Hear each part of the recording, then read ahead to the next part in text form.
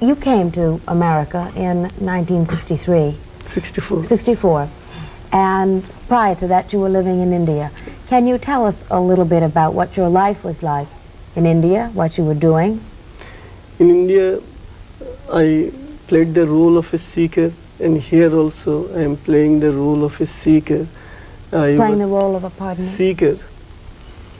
And I was in a spiritual community for 20 years, and I practiced their spiritual discipline. And at what point were you ready, if that is the word? In 1964, I got an inner command to come to America and serve the aspiring mankind. What is it that you believe? What is it that you teach? I believe in dedicated service to mankind, and I feel each individual being has some capacity to serve God inside human beings. Have you found it difficult to bring Eastern thought and Eastern religion to a Western culture that's very much, as I'm sure you have observed, caught up in the day-to-day grind, the busyness, the sometimes almost manic pursuit of materialism? In my case, the experience is totally different. Here I have found the West is considerably receptive, so I found no difficulty in offering my dedicated service to the seekers in America and the West. I read somewhere that I think at the age of 12 you had some sort of sign that this is what you should do with your life. Can you tell me about that? At the age of 12, I attained to my own highest consciousness, and then from that time on I have been trying to reveal by the infinite grace of the Supreme what I had achieved. What was that experience when you were 12? What happened to you? An experience of inseparable and eternal oneness with my inner pilot. What do you mean when you say inner pilot? The inner pilot is he who not only guides me as an individual, but who guides the entire universe.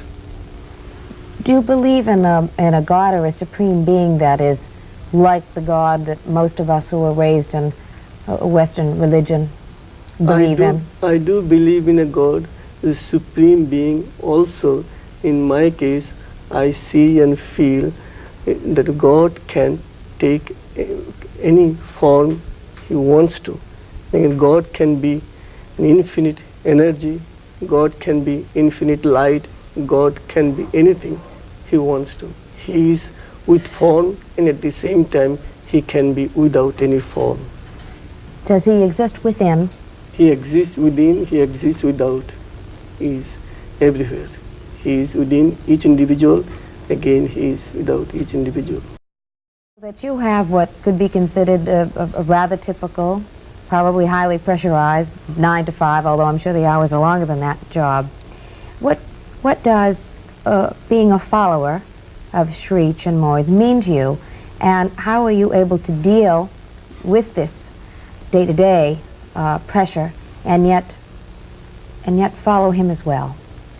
Shri Чинмој and meditation has taught me that inside myself and inside everyone there's a different kind of dimension. There's a very beautiful, very powerful, very fulfilling reality. It's like a different country, and it's a very exciting place, a very beautiful place. And through meditation and through Shri Чинмој's guidance, I'm learning to go to this place and live in this place. Shri Чинмој is like a visitor from this other world to this world to show his followers how to reach this other world.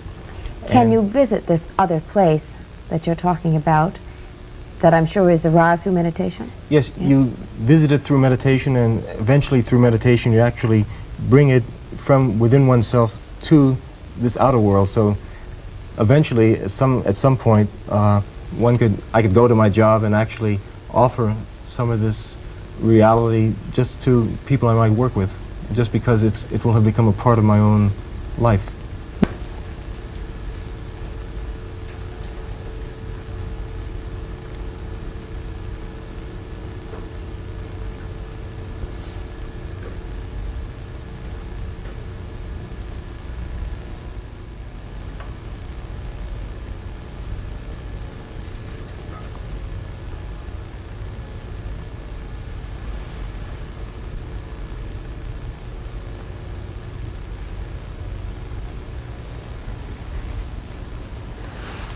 This is how I meditate and my students meditate. I noticed as you were meditating, not them but you, there was rapid eye movement on your part. My consciousness was flying from one plane of reality to another. And when you go to that other plane, is there some idea that comes into your mind? It is not an idea. I actually experience light and delight, and also bring down light and delight for my students. We have to take a break, and when we get back, I'm going to ask you if it's possible for all of us to attain this. Is it possible for all of us to achieve this? Or do you think that the people who are sitting with you here today and the people who follow you around the world are chosen or called in some way as you were, and then it may mean that I can lead my whole life and I won't be? No, it is possible for each and every individual to attain to this state of consciousness. God realization or God discovery is not the sole monopoly of an individual. So here there are quite a few students, and these students will eventually reach this state of consciousness, and you also, all those who are interested in the spiritual life are bound to realize this state. It is a matter of time. Today I am doing it, tomorrow you will be able to do it easily, and the day after tomorrow the rest can do it. And if one does not reach this state of God realization, does it mean that we have failed inside? No, nobody fails. It is only an experience. This experience you will get today and somebody will get it tomorrow. There is no such thing as failure in God's consciousness. Only it is a matter of time.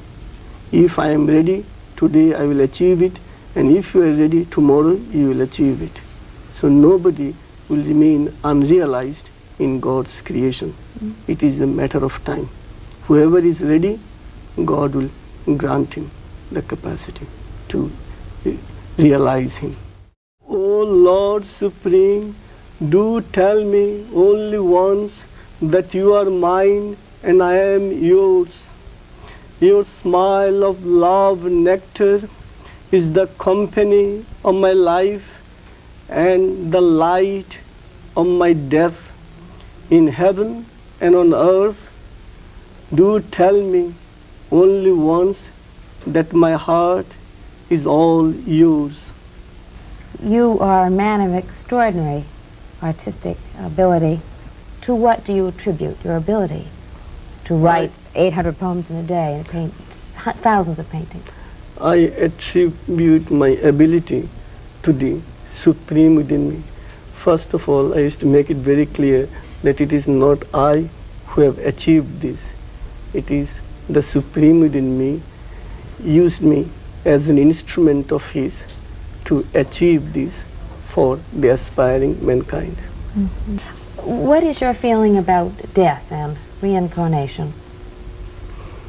I have written considerably on death and reincarnation, and I feel that death is like a room in our apartment, and life is another room. When I need activities, when I have to show my friends that I am alive during the day, And I live in the life room, the room that is called life, and at night when I retire, I take rest. That time I live in death room. There are two rooms. One is the life room, and the other one is death room. Both are necessary at the present state of our evolution. And when we die, do we come back? Do you believe in reincarnation? I do believe in reincarnation, precisely because in one incarnation we cannot complete our game. At the age of 4, somebody had a desire, and it took him many, many years to fulfill that desire. Here on earth, nobody will remain unsatisfied. So one has to give time, enough time, in order to achieve the thing he needs in his own life. And are you aware of what you were in another life? Yes, I am fully aware of what I was in previous lives, but only I do not tell them in public because it creates unnecessary curiosity. And this curiosity, sense of curiosity, does not help anybody in the spiritual life. Mm-hmm. Why do you feel that those of you who were raised, as I say, in Western religions, feel a need to follow Shri Чинмој? What is it that he offers that whatever religion you were brought up, all of you were brought up, does not fulfill? Well, we find that Shri Чинмој in meditation is able to bring the reality which we seek in religion right in front of us, right before our very eyes. When he enters meditation or enters into trance, we have the very powerful feeling inside ourselves that he's seeing God and speaking to God, and this is very inspiring to us and makes us feel God's reality in a very tangible way. Whereas in the religion we were brought up in, God was a very abstract, aloof concept, whereas now it's a very real part of our lives. And personal. Yes, very personal. Highly